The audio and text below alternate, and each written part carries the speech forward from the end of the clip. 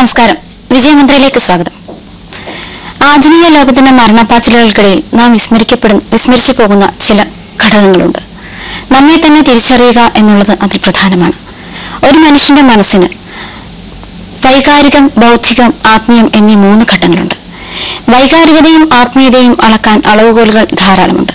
എന്നാൽ ആത്മീയതയെപ്പറ്റി ചിന്തിക്കുമ്പോൾ എന്താണ് ആത്മീയതയെന്നോ എങ്ങനെയാണ് ആത്മീയതയെ ജീവിതത്തിൽ ഉപയോഗിക്കുന്നതെന്നോ നമുക്ക് അറിയില്ല. ഇന്നത്തെ വിജയമന്ത്രയുടെ ഈ എപ്പിസോഡ് ചർച്ച ചെയ്യുന്നത് ആത്മീയതയെ എങ്ങനെ ജീവിത വിജയത്തിന് ഉപയോഗിക്കാം എന്നുള്ള വിഷയത്തെ പറ്റിയാണ്. ഇതേപ്പറ്റി നമ്മോട് സംസാരിക്കുന്നതിനായി പ്രശസ്ത HR ട്രെയിനിസ്റ്റും പ്രചോദനാത്മക ഗ്രന്ഥങ്ങളുടെ കർത്താവുമായ ശ്രീ ജോബിൻ എസ് കൊട്ടാര നമ്മോടൊപ്പമുണ്ട്. അദ്ദേഹത്തെ വിജയമന്ത്രയിലേക്ക് ഹൃദയപൂർവ്വം സ്വാഗതം ചെയ്യുന്നു. നമസ്കാരം സർ. നമസ്കാരം സർ. പൗരസ്ത്യ രാജ്യങ്ങളും പാശ്ചാത്യ രാജ്യങ്ങളും ആത്മീയതയെ പറ്റി പൗരസ്ത്യ രാജ്യങ്ങളിൽ വളരെ പോസിറ്റീവായിട്ട് ചിന്തിക്കുകയും ആത്മീയത പ്രചരിപ്പിക്കുകയും ചെയ്യുന്ന ഒരു കാലഘട്ടവും, തിരിച്ച് പാശ്ചാത്യ രാജ്യങ്ങൾ ആത്മീയതയെ നെഗറ്റീവായിട്ട് കാണുകയും ആത്മീയതയെ മാറ്റി നിർത്തുകയും ചെയ്യുന്ന ഒരു കാലഘട്ടം ഉണ്ടായിരുന്നു. എന്നാൽ ഇന്ന് തികച്ചും വ്യത്യസ്തമായിട്ട് പൗരസ്ത്യ രാജ്യങ്ങളും പാശ്ചാത്യ രാജ്യങ്ങളും പിന്തുടരുന്ന ഒരു അവസ്ഥയാണ് ഇന്ന് കണ്ടെത്തിയിട്ടുള്ളത്. അപ്പൊ ഇന്നത്തെ ഈ അവസ്ഥയിൽ എന്താണ് ആത്മീയതയ്ക്കുള്ള പ്രാധാന്യം? സത്യത്തിൽ മനുഷ്യന് ജലം, വായു, ആഹാരം ഇവയൊക്കെ പോലെ തന്നെ അവന് അടിസ്ഥാനപരമായിട്ട് വേണ്ട ആവശ്യങ്ങളിൽ ഒന്നാണ് ആത്മീയത. ആത്മീയതയെ ഒഴിച്ചു നിർത്തിക്കൊണ്ട് ഒരിക്കലും ഒരു മനുഷ്യന് ജീവിതത്തിൽ വിജയങ്ങൾ സ്വന്തമാക്കുവാൻ സാധിക്കുകയില്ല.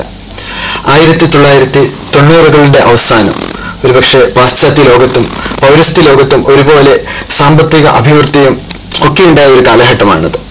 അപ്പോൾ ഈ ഒരു കാലഘട്ടത്തിൽ പല മാനേജ്മെന്റ് വിദഗ്ധന്മാരും കമ്പനികളിലേക്കും മറ്റുമൊക്കെ പഠനങ്ങൾ നടത്തിയപ്പോൾ അവർക്ക് മനസ്സിലായ ഒരു കാര്യം, പല വ്യക്തികളും സമ്പന്നതയുടെ കൊടുമുടിയിലാണ് നിൽക്കുന്നത്. അതുപോലെ തന്നെ അവരുടെ ബൗദ്ധിക ജീവിതവും, അവർ ഒരുപാട് ഡിഗ്രി ഉള്ളവരുണ്ട്, ഡോക്ടറേറ്റ് ഉള്ളവരുണ്ട്.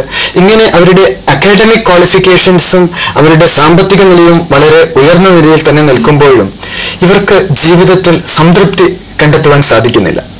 പലരും മാനസിക സമ്മർദ്ദത്തിന് അടിമപ്പെടുന്നു, മദ്യപാനം, പുകവലി തുടങ്ങിയ ശീലങ്ങളിലേക്ക് വഴിമാറുന്നു.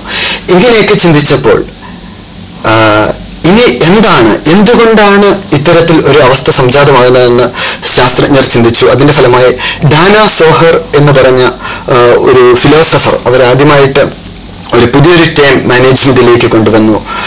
SQ അഥവാ സ്പിരിച്വൽ കോഷ്യന്റ് എന്നായിരുന്നു ആ ടേമിന്റെ പേര്. അതായത് ആത്മീയതയെ എങ്ങനെ ജീവിത വിജയത്തിന് ഉപയോഗിക്കാം എന്നുള്ളതായിരുന്നു അവിടുത്തെ പഠന വിഷയം.